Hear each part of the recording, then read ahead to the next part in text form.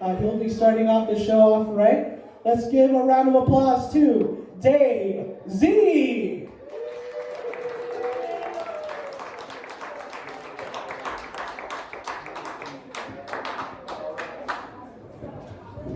So how's everyone doing? Yeah! Alright, let's give John a big thanks for hosting, especially on last minute notice.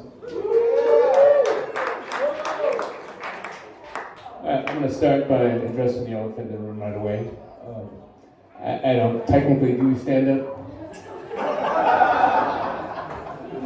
I just do sit down. I could maybe do like lean on or something, but yeah, not stand-up. If I tried to do stand-up, you'd probably be treated the same as you fall down. Physical comedy just isn't my thing. So I have MS. Obviously, it's not a secret. Not embarrassed or ashamed by it. People sometimes ask me, do you talk about it much in your routines? Well, yes, some. But it's not that I'm afraid of talking about it, obviously. It's that, well, a lot of what I got to deal with just really isn't that funny. There are a few things, though. There's a game I like to play almost every day called, where the hell did that bruise come from? My favorite game, though, has to be convince this total stranger that you're not drunk.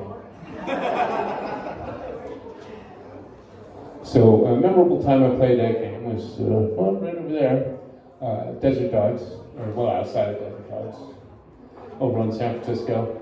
First time I tried Santa Fe Bar Trivia was there, and I had a really good time, but I had a little lesson reinforced to me that night, and that is that my new drink limit these days is 1.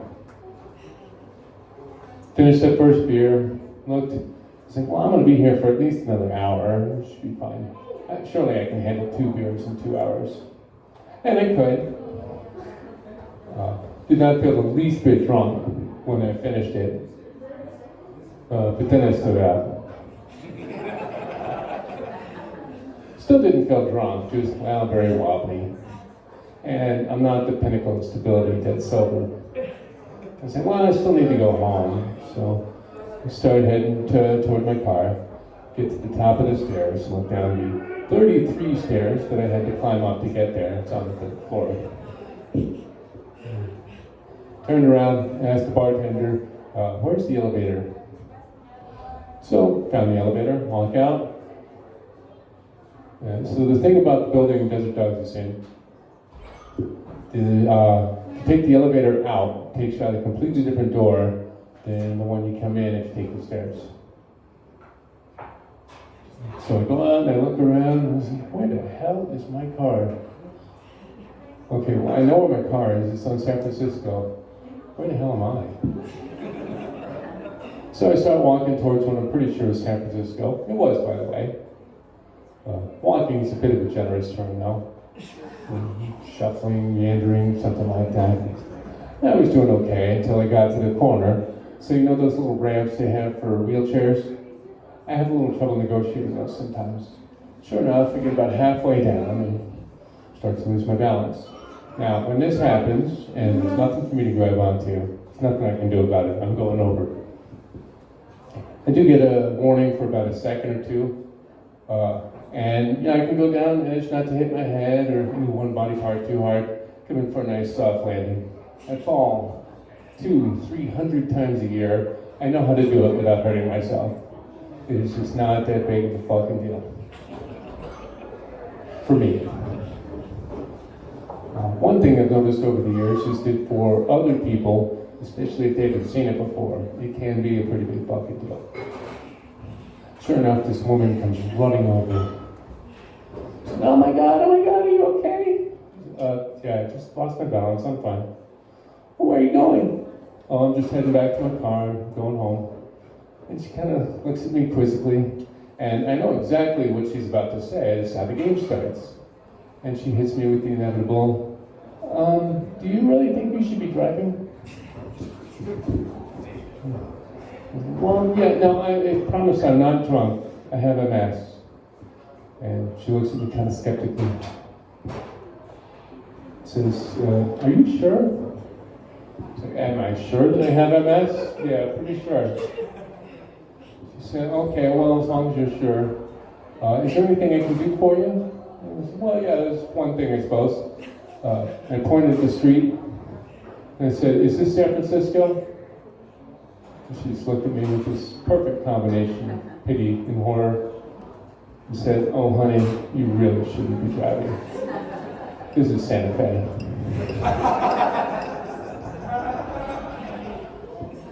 So in the past few years, I've had to cut my alcohol consumption way down.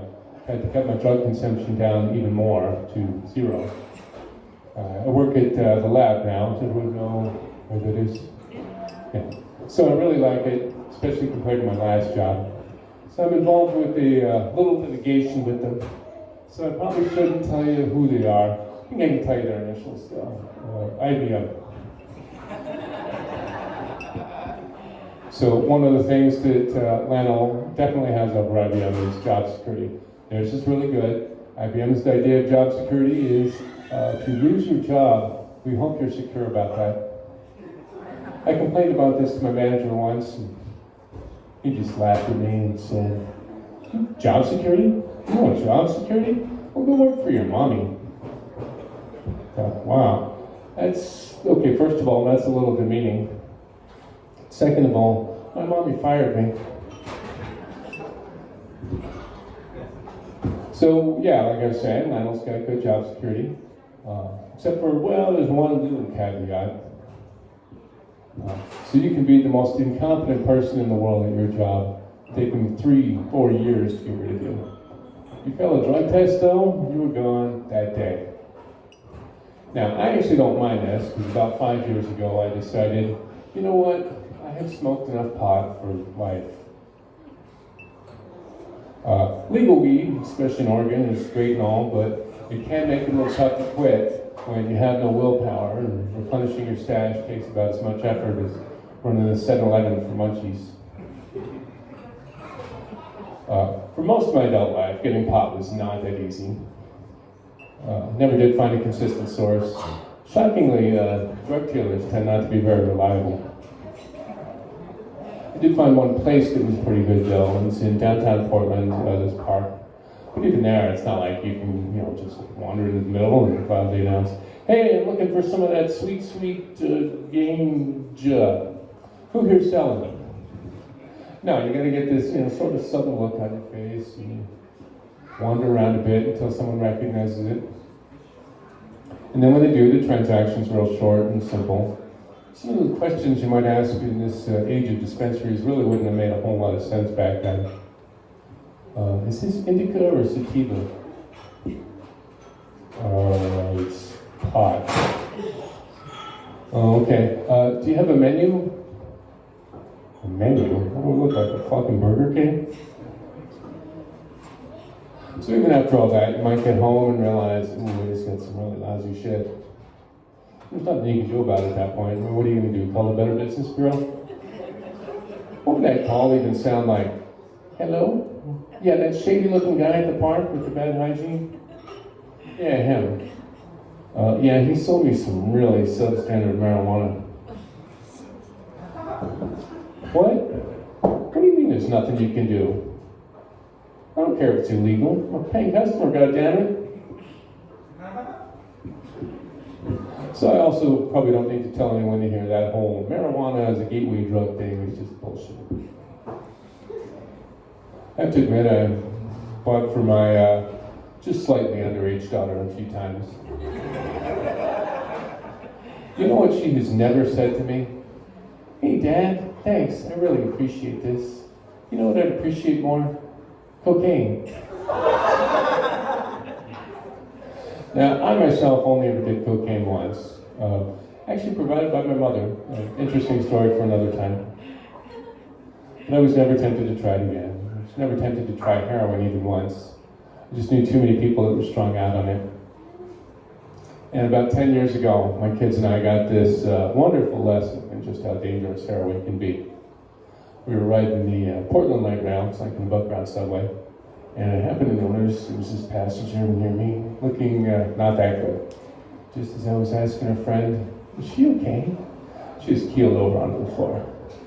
About 3 of us ran for the intercom, said to the driver, you need to stop the train, call an ambulance. We had someone here who looks like she's ODing on, I guess, heroin. Got a feeling this was a fairly common occurrence on the train, mostly from the drivers exasperated. Again? So a few minutes later, the paramedics get there. One of them starts working on her. The other one kind of whispers to me, hey, do you want to get your kids out of here so they don't have to see this? I just looked at him and laughed. What are you kidding? This is an awesome PSA. And it was. My now 17-year-old remembers this real clearly, even though she was like 6 when this happened. She even remembers some of the questions she asked. Now, before I share them with you, I should say that she's grown up to be a very caring, compassionate young woman. When she was 6, though, yeah, she was a little psycho. So the woman's stare still passed out, and my daughter, and loud enough for the whole train car to hear, announces, Daddy, is she dead? No, honey. She might be okay. Is she gonna die? No, they're working on her. She should be okay. Okay, if she dies, can we get going? She ended up rooting for the woman to pull through, though. At least after I told her, no, honey, if she dies, we're probably going to be stuck here for even longer. All right, I guess.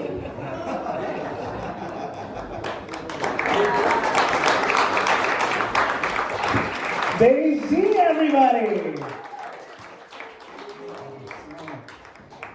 Oh man. All this talk about drug deals just made me think about all my past jobs.